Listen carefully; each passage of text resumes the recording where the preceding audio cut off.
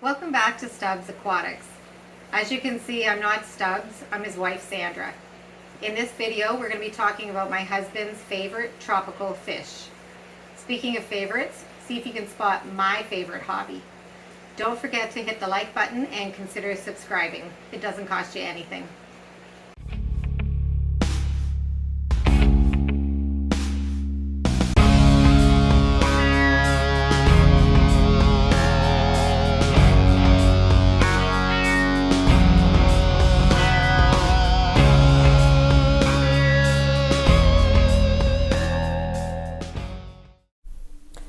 Some of you may already know my husband Stubb loves Odessa Barbs, or Scarlet Barbs as some people call them.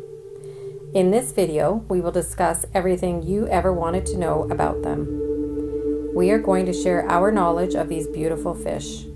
We are not experts, but we have been in the hobby a long time. This is what we know to be true. My husband and I share the love of water. When my husband first told me he was going to make our entire backyard into ponds, I didn't know what to say.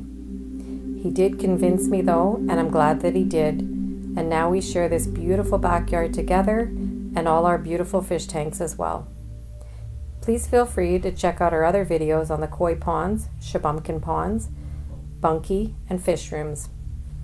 I'm glad we did end up doing this together, dear. Now back to the topic at hand. The Odessa Barb. Before we can discuss this beautiful fish, we need to know about its origin. This species has been in the aquarium trade since the early 1970s, but its precise origin was a mystery until 2003. This beautiful barb first appeared in the Ukraine, the common name Odessa being derived from the port city of that name, and when it arrived in Western Europe was widely considered a hybrid of similar looking fish such as the tick-toe barb and the checkered barb. Following the discovery of natural populations of wild-caught specimens began to appear in the aquarium hobby, and it became clear that the Odessa barb was a species in its own right. These beautiful barbs are from central Myanmar, but now can be found in countries such as China, India, Nepal, and Thailand in shallow freshwater streams. The waters where they originate are rich in vegetation and slightly acidic. They also have a moderate current which these fish can navigate with ease. This is a shoaling species that will spend most of their time in a group. They're a rather active fish and will display curiosity and willingness to investigate all levels of the tank. Description: the Odessa barb, sometimes known as the scarlet barb, is a beautiful fish with a maximum size of about 2 to 3 inches. The color scheme of these fish are actually rather unique. Along their side runs a slightly faded reddish-orange line. There's also a vertical black streak about 1/3 of the way back on their side and another where their dorsal fin ends. The rest of the coloring on their body is slightly metallic silver. The combination of the silver and red gives them a very interesting appearance. From a distance, it actually looks like these fish are translucent with glowing red insides, especially after being fed live foods. These fish really do pop. This neat effect, along with their natural activity level, makes them great to watch. A shoal or school of them moving around is quite the mesmerizing sight. Our grandkids can watch them for a long time and just be in awe of them. The fins of the Odessa barb are angled and built for speed. These fish also have a long forked caudal fin that generates a lot of power. We can attest to that. Boy, are these guys fast. They are also excellent hiders, so don't be alarmed if they suddenly disappear for a day or so. My husband learned that the hard way when he drained the pond that they were living in when he hadn't seen them for a few days. Sexing. Sexing these fish is quite simple. Once they become adults, the males have a brilliant reddish color to them that really stands out. The females tend to be silverish in color and have two distinct dots by their pectoral fins and near their back fins. This is why they were probably confused with the tick-toe barb. Breeding. After males and females have been conditioned with proper water conditions and live foods, they will be ready to breed. Odessa Barbs are egg scatterers and do not engage themselves in caring for their eggs. These fish become reproductive at the age of 5 to 6 months, and females can lay up to 200 eggs in batches of roughly 20 at a time. Usually, the spawning starts in the morning and can last up to 4 hours.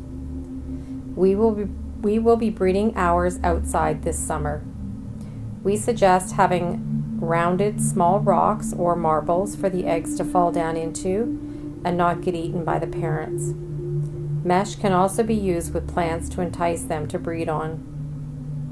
Michael from FishEZ, a fellow Canadian, is an expert in breeding these guys. Stubb hopes to get some of his beautiful barbs that he breeds this year. Lifespan. These barbs live 3 to 5 years, sometimes longer, in the correct environment. Water temperature. Like so many on the internet, there is a huge discrepancy in water temperature. Some articles indicate they require temperatures of 72 to 80, some 75 to 82, and yet others 65 to 78. Confused yet? This is what we know to be true. These fish are cool, water hardy, and don't require a heater. In fact, these guys spent a Canadian summer outside in a micro pond from the end of May until mid-September. This pond was also in a lot of shade. It didn't get much above 75 and went down into the 50s. We aren't suggesting that you keep them for a prolonged time in cold water, but mid-60s and up are just fine. Requirements for keeping healthy Odessa Barbs. These hardy, active fish can be very shy or skittish, so we suggest that you keep them in larger groups of 7 or more and with a calm species of fish. Once they are comfortable, they are very playful and will interact with you, especially if there's food involved. They like lots of swimming room with rock and sand. In the wild, they are found in heavily planted areas. We don't suggest you put these beauties in your prized planted aquarium, as they will look at it as a buffet. We have natural looking ornamental plants, aka fake plants, along with lots of larger rocks and driftwood. You can tell by their colors that they will like it. They will let you know if they aren't comfortable, as their colors will be drab. They require good filtration and water quality. We recommend that you keep these fish in 30-gallon tank minimum. Ours are currently in a 55-gallon tank when they aren't summering in their pond resort. After this brutal winter, I would like to be summering somewhere hot and sunny at a resort. Stubb, you listening? Hint, hint.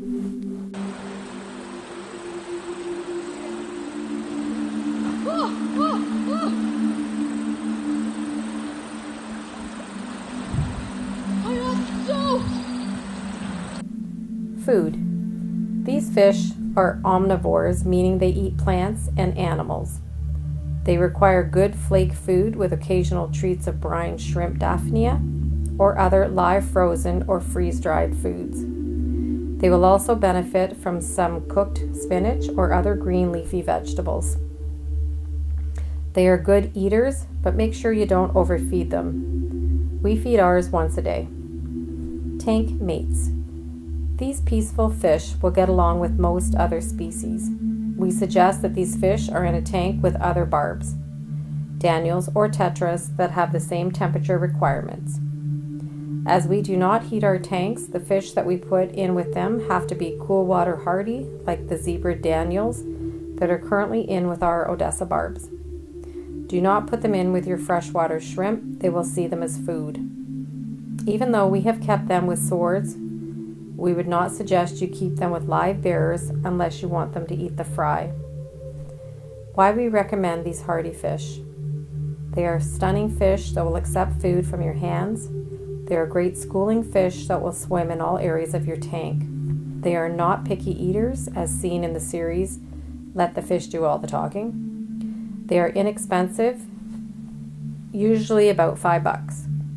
They are relatively easy to keep and will take a wide range of pH levels and temperature. They don't require a heater, and you all know what Stub thinks about heaters. All these facts make them a favorite tropical fish.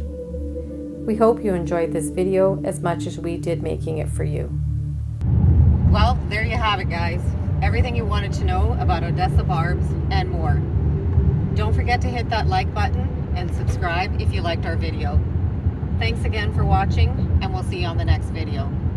P.S. My husband is not taking me somewhere hot and sunny today. We're in the car because we're going to see our kids in Kingston. Have a great one, everybody. Happy Family Day.